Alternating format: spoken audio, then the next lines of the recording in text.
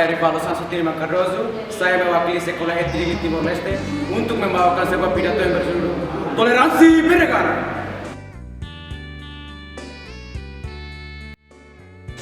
Dewan Juri yang saya hormati dan saya cintai.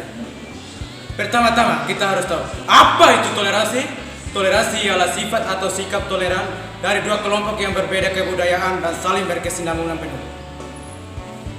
Toleransi dalam kehidupan berbangsa dan bernegara tujuannya agar terjalin kerukunan antar umat beragama.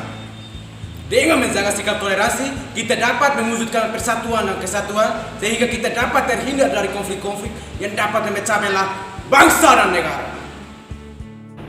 Toleransi hadir untuk menghalau setiap tindakan ataupun gerakan yang berupaya memecah belah persatuan.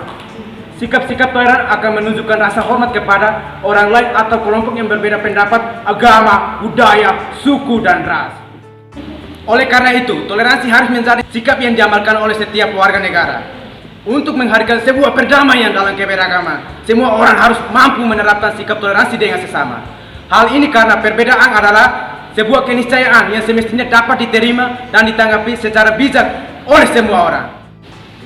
Toleransi berarti menghormati dan belajar dari orang lain, menghargai perbedaan, menjembatani kesenjangan budaya, menolak stereotip yang tidak adil, sehingga tercapai kesamaan sikap. Toleransi dalam konteks sosial, budaya, dan agama berarti sikap atau perbuatan yang melarang adanya diskriminasi terhadap kelompok-kelompok yang berbeda. Toleransi adalah kekuatan pemersatu yang tidak bisa dipungkiri keberadaannya, kekuatan spiritualitas yang tidak bisa diabaikan dalam perbedaan. Namun, melihat perbedaan sebagai keberagaman yang menyatukan. Dewan Juri yang saya hormati dan saya cintai, seperti halnya fakta bahwa suatu bangsa terbentuk atas persatuan keberagaman. Tanpa adanya toleransi dengan perbedaan, mustahil negara ini bisa berdiri dan bertahan hingga saat ini. Walaupun tidak bisa dipungkiri bahwa masih ada beberapa upaya separatisme dan upaya pemisahan diri dari negara tersebut. Contoh, pada tahun 2006 terjadi krisis ekonomi dan peperangan antar bersaudara. Kita melihat yang mata telanjang, banyak darah tumpahan, anak-anak terpisah dengan orang tuanya. Semua orang takut akan kematian dan akhirnya mereka tidak keluar rumah. Kehabisan makanan, kekurangan air minum, dan meningkatnya tindakan-tindakan anarki yang tanpa mengenal belas kasih.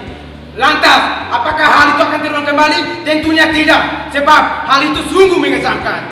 Oleh karena itu, di masa kini dan di masa yang akan datang, kita semua harus saling bersatu, saling menghargai dan menghormati antar bangsa dan negara, menjaga perdamaian dan silaturahmi antar bangsa dan negara, menghargai pendapat yang berbeda, serta saling tolong-menolong antar sesama manusia tanpa memandang suku, ras, agama, dan antar golongan. Dewan Juri yang saya hormati dan saya cintai, menurut Yusuf pada tahun 2013 bahwa toleransi menjadi salah satu kunci utama dalam memelihara perdamaian dan menjauhi konflik-konflik dalam kehidupan bermasyarakat maupun antar negara. Menurut Sullivan, Pearson, dan Marcus, sebagaimana dikutip Muzani 2007, toleransi didefinisikan sebagai a willingness to put up with those things while reject or oppose, yakni kesediaan untuk menghargai atau menghormati segala sesuatu yang ditolak atau ditentang oleh seseorang.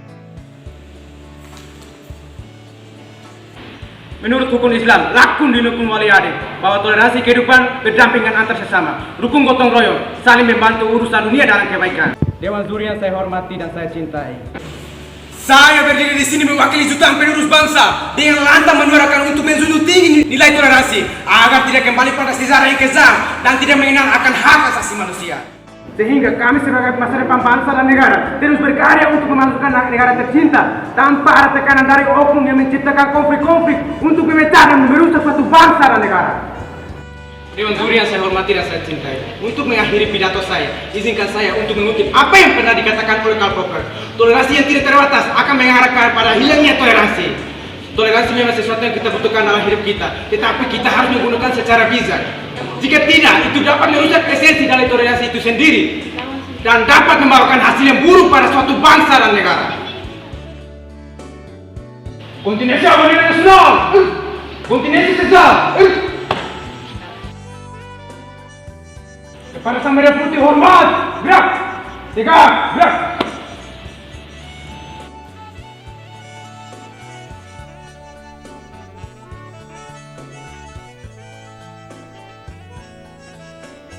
Akhir kata, bersatu kita teguh, bercerai kita runtuh. Hidup toleransi. Terima kasih.